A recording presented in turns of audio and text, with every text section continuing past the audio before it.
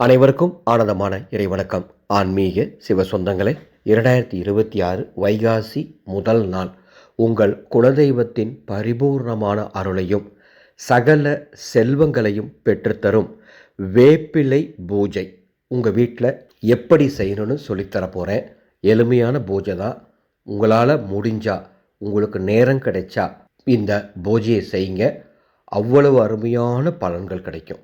உங்களுக்காக ஒவ்வொரு வழிபாடும் பரிகாரமும் பார்த்து பார்த்து சொல்லி கொண்டு இருக்கும்.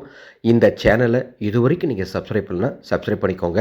ஒரு தகவல், 2/6/2026 குரு பகவான் மிதுன ராசியிலிருந்து கடக ராசிக்கு போகிறாரு. குரு பெயர்ச்சி நடக்குது.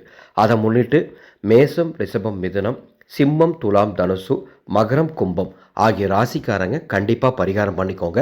இந்த ராசிக்காரர்களுக்காக நமது அறக்கட்டளையில் குரு பரிகார மகா ஹோமம் நடத்தி குரு ரக்ஷை பிரசாதமாக தரப்போகிறேன். ஒரு வருடத்துக்கு இது உங்கள் கூட இருந்தால் குரு பகவானால் எந்த பாதிப்பும் வராது. இந்த ரக்ஷை உங்கள் குடும்பத்துக்கு வேணும்னா மேலே உள்ள வாட்ஸ்அப் எனக்கு தொடர்பு கொண்டு முன்பதிவு செய்து கொள்ளுங்கள். 15/5/2026 வைகாசி 1 வெள்ளிக்கிழமை ராகு கால யமகண்ட நேரம் தவிர எப்பொழுது வேண்டுமானாலும் இந்த வழிபாடு பண்ணுங்க. உங்கள் வீட்டில் ஒரு சிறிய தட்டில் சிறிது வேப்ப இலைகளை சேகரித்து வைங்க. நீங்கள் அதுக்கு முந்தின நாளே வேப்பிலை எடுத்து வச்சாலும் சரி, பூஜை செய்கிற அன்னைக்கு போய் வேப்பிலை எடுத்துகிட்டு வந்தாலும் சரி, வேப்ப இலைகளை ஒரு சிறிய தட்டில் சேகரித்து வைத்து அதை பூஜை அறையில் ஒரு இடத்துல வச்சுட்டு அதுக்கு மேலே கொஞ்சம் மஞ்சத்தூள் தூவி விடுங்க. தூவி விட்டு அந்த தட்டுக்கு முன்னாடி 9 விளக்குகள் கிழக்கு திசை நோக்கி எரியுமாறு ஏற்றி வைத்துக் கொள்ளுங்கள். அந்த 9 விளக்குகளும் நமது ஆனந்தொலி அறக்கட்டளையின் மந்திர சக்தி தீப எண்ணெய் இருந்தால் அதை ஊற்றி தீபம் ஏற்றுங்கள், அல்லது நல்லெண்ணெய் ஊற்றி தீபம் ஏற்றிக்கொண்டு சர்க்கரை பொங்கல் அல்லது காய்ச்சிய பால், இனிப்பு கலந்த காய்ச்சிய பால் நெய்வேத்தியமாக வைக்க வேண்டும். வைத்து முதல்ல விநாயகப் பெருமானை முழு பக்தியோடு வணங்கிக்கோங்க. வணங்கிட்டு ஒரு 3 ஏலக்காய்களை கையில் எடுத்து அந்த வேப்பிலை இருக்கும் தட்டில் போட்டுடணும். விநாயகப் பெருமானை வணங்கிட்டு தான் ஏலக்காயை போடணும். 3 ஏலக்காயை போட்டுட்டு அதன் பிறகு உங்கள் குலதெய்வத்தை மனசார நினைத்து ஓம் குலதெய்வமே வருக வருக அப்படின்னு வாய் விட்டு 111 முறை சொல்லணும். ஒவ்வொரு முறை மந்திரம் சொல்லும் போதும் ஏதாவது ஒரு வாசனை பூவை கையில் எடுத்து அந்த வேப்பிலை இருக்கக்கூடிய தட்டில் அர்ச்சனை செய்து கொண்டே இந்த வேப்பிலை பூஜையை வைகாசி முதல் நாள் நீங்கள் செஞ்சிட்டீங்கன்னா எல்லா விதமான நன்மைகளும் உங்களை வந்து சேரும். மந்திரத்தை சொல்லி முடிச்சுட்டு தூப தீபம் காட்டுங்க. காட்டிட்டு உங்கள் வழிபாட்டை நிறைவு பண்ணிக்கோங்க.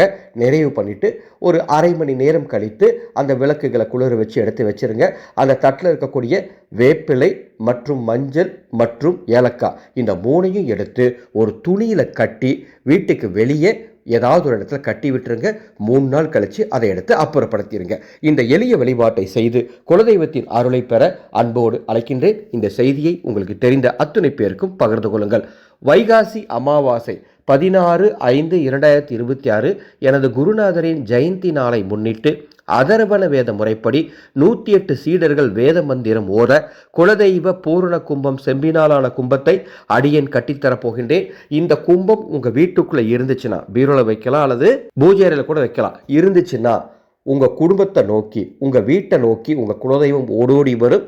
குலதெய்வம் நிரந்தரமாக உங்கள் குடும்பத்தில் உங்கள் வீட்டில் தங்கும்.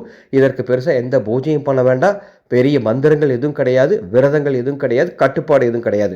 வீட்டில் வச்சிருந்தா போதும். இந்த செம்பினாலான பூரண கும்பம் உங்கள் குடும்பத்துக்கு வேணும்னா மேலே உள்ள வாட்ஸ்அப் எண்ணுக்கு பூரண கும்பம்னு ஒரு மெசேஜ் அனுப்புங்க. அதனுடைய பதிவு கட்டண விவரங்கள் தருகின்றேன். ஆனந்த மலரட்டும், ஆனந்த ஒளி பரவட்டும்.